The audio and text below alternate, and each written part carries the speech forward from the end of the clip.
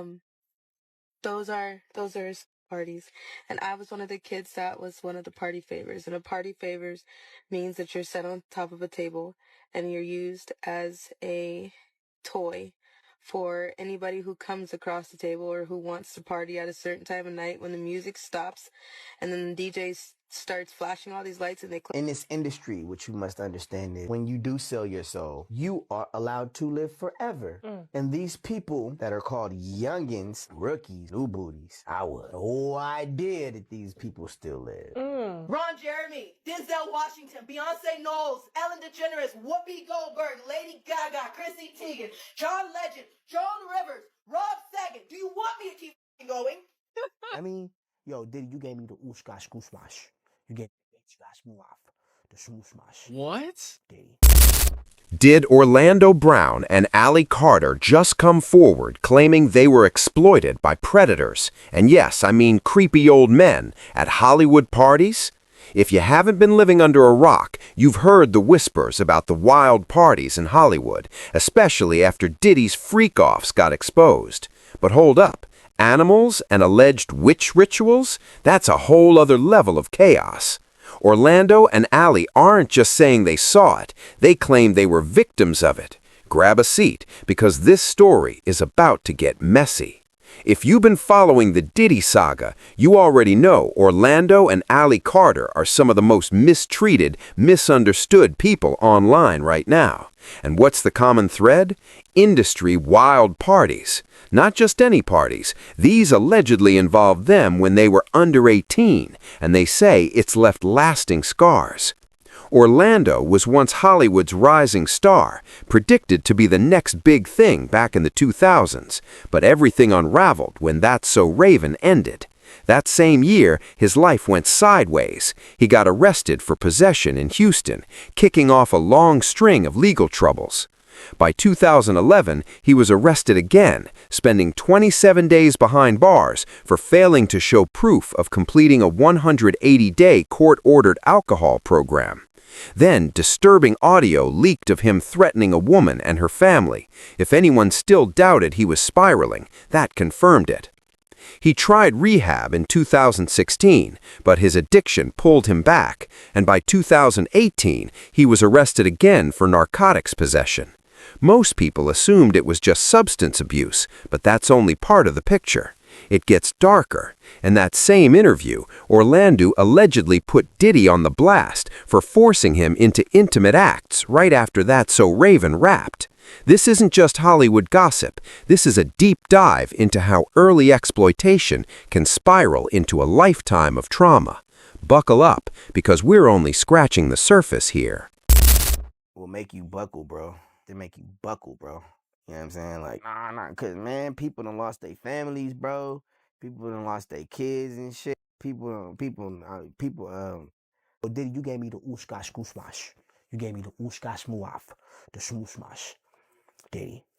Yeah, son. You know what I mean? You know what I mean? You gave me the ooshkash muash.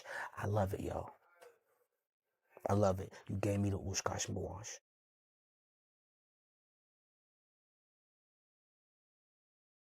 And That ooshkash muash. You know what I'm talking about, Diddy?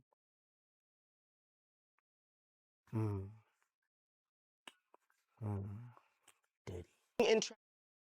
And people, adults, the moms, the dads, right there on Target commercials, right there on Walmart commercials, and you're looking at the people that are missing, and they're smiling like they're happy, but they're going back to hell. I just think that, people just need to realize what they're looking at when they're watching the television. Everything is right in front of you.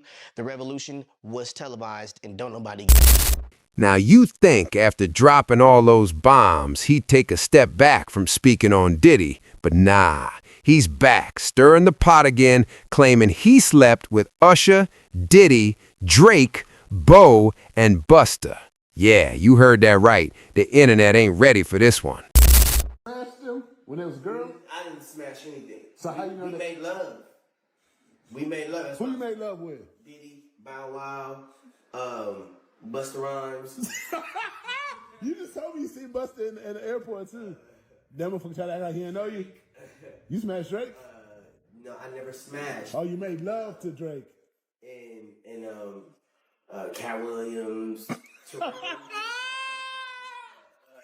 his name?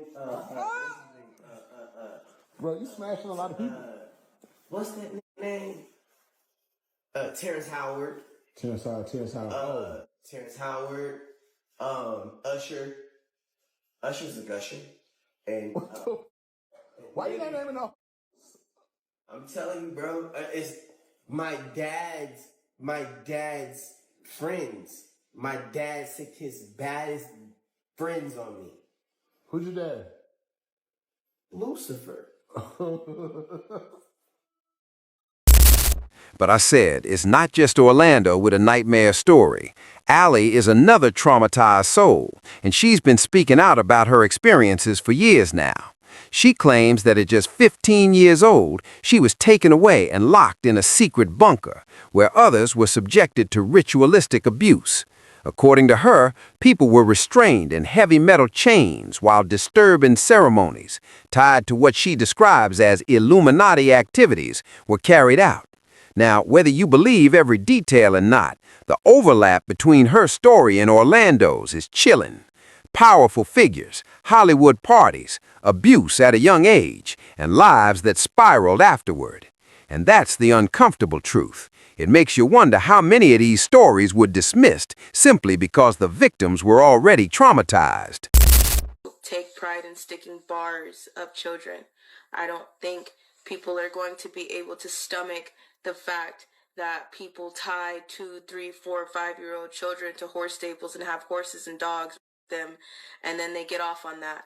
I don't think people are going to be able to stomach the fact that people hang children upside down in satanic ritual meetings, and they literally hang them.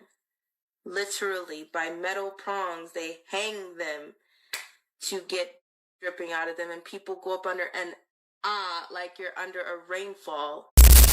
But before Allie could go any deeper into what she says was done to her, everything took a terrifying turn. According to her claims, her life was suddenly threatened right as she was expected to testify, allegedly as a potential witness in Diddy's trial. She says people connected to his camp made sure she never made it to the stand. Just one day before her scheduled appearance, Allie reportedly vanished after noticing strange individuals following her. She even posted a video claiming her home had been broken into, which set off alarm bells. That was the moment, she says, when police stepped in and placed her into witness protection, cutting her off from the public just as she was about to reveal more. Pressured, attacked, stalked, and hunted down for your own information. You get abused and re-victimized again by people who wanted to argue a back and forth this week like that fucking mattered. Okay, you had Stu Peters and Timothy Charles Homestead going back and forth, and nobody has even bothered. Not that I give a damn, and not that I understand that you guys are gonna be that selfish, but nobody has bothered to apologize for all the hell that has happened. But you guys were arguing back and forth, and in that meantime, we lost our home. You don't believe me? Here you go. What once was a full house, we were still paying rent on our house. What we were doing this whole time was moving everything because our house is gone. Our house is gone. This is the speaking out. What was our beautiful 3-bedroom acre home on 21225 Standing Rock Avenue, because everybody has the address, because organizations that were attached to Marx, Sawyer, and many other organizations decided to put out the address, my license plate to one of my cars, and many other of my. So here you go. You can have it, right? Because this is what happens when you speak out. This is what happens when you tell all the truth.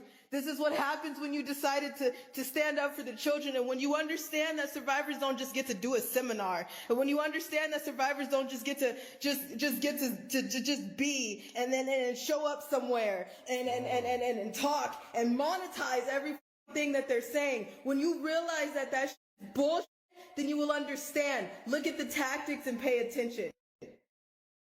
Pay attention. I'm still not asking you for a damn thing but to wake up. I'm not asking you for a damn thing but just to get outside. I don't give a damn about money, numbers on my platforms. You can have all of it. You took everything. The only thing that I give a shit about right now is the fact that there is a baby in the way. There's babies in the way.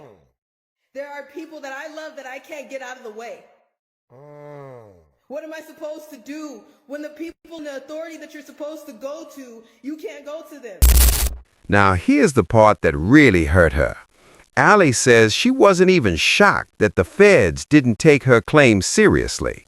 She already believed the industry had deep influence and protection at that level. What truly broke her, though, was the reaction from everyday people. The same regular folks she thought would stand with her instead turned on her, mocking her and calling her names, even though all she said was that she did was try to expose the dark, disturbing behavior happening behind the scenes. To her, that betrayal from the public cut deeper than anything the system did. It's about the victims. Nobody. The victims' lives get turned around when the predators' lives want to just get announced. You slap them on the wrist and you bring up every source of trauma for the victim. But nobody wants to stop and think about that. We're not talking about the victims that are still going through the right now with other people who are running to cover their and deleting their social media. Oh, but Allie didn't stop there.